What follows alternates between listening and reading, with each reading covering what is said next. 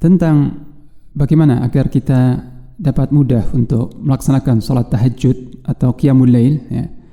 Ada beberapa kiat yang disarankan oleh sebagian ulama, ya. Di antaranya kiat-kiat tersebut, yang pertama adalah berdoa kepada Allah Subhanahu wa taala supaya dimudahkan untuk melaksanakan ketaatan yang besar dan ibadah para penghuni surga ini, ya. Mohon pertolongan kepada Allah agar dimudahkan melaksanakan salat tahajud.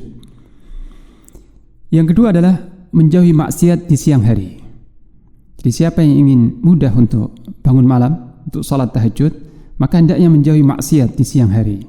Dan kalau tergelincir dalam maksiat, hendaknya segera beristighfar dan taubat kepada Allah Subhanahu wa taala.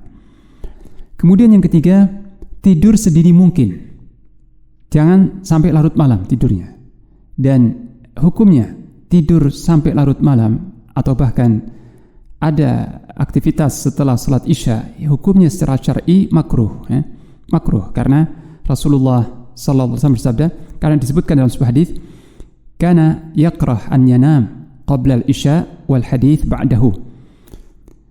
Beliau Rasulullah sallallahu alaihi wasallam tidak menyukai untuk tidur sebelum salat Isya atau ngobrol-ngobrol, ya, setelah salat Isya.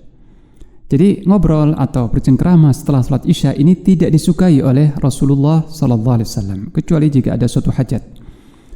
Jadi kebiasaan tidur sampai larut malam ini hukumnya makruh kalau tidak sampai mengakibatkan kelewatan salat subuh, ya. Dan menyelisihi sunnah, ya. Kecuali bagi para tulabul ilm, bagi para penuntut ilmu.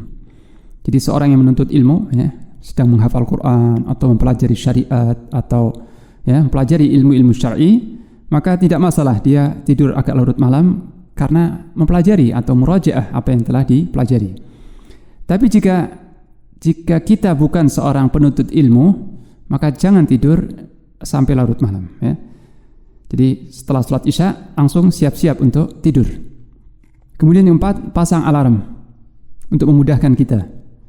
Kemudian yang kelima, sebelum tidur laksanakan adab-adab dan sunnah-sunnah sebelum tidur seperti berwudu, ya. Berwudu sebelum tidur, kemudian membaca zikir-zikir sebelum tidur, dan bertaubat sebelum tidur, ya. Jadi sudah memperbarui taubat dan istighfar sebelum tidur. Kemudian yang keenam, niatkan dalam hati setiap kali hendak tidur malam, niatkan dalam hati untuk bangun malam. Di samping pasang alarm juga berniat dalam hati untuk salat malam, ya. Kemudian yang ketujuh, jangan terlalu lelah di siang hari, ya, dan manfaatkan tidur siang sejenak dengan niat untuk membantu fisik kita untuk mentaati Allah Ta'ala, ya.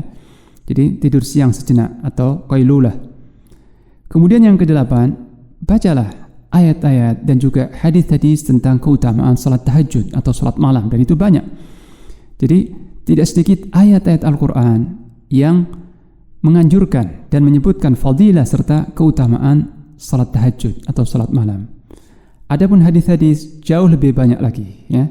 Dan kita bisa membaca ini di kitab Riyadhus Shalihin, bab Qiyamul Lail, fadl Qiyamul Lail, keutamaan salat malam. Sangat banyak ayat-ayat dan juga hadis-hadis yang mendorong seorang mukmin untuk melaksanakan salat tahajud atau Qiyamul Lail. Ini beberapa kiat yang disebutkan oleh para ulama. Semoga Allah memudahkan kita semua dalam mengamalkan sunnah Nabi kita sallallahu alaihi wasallam ini.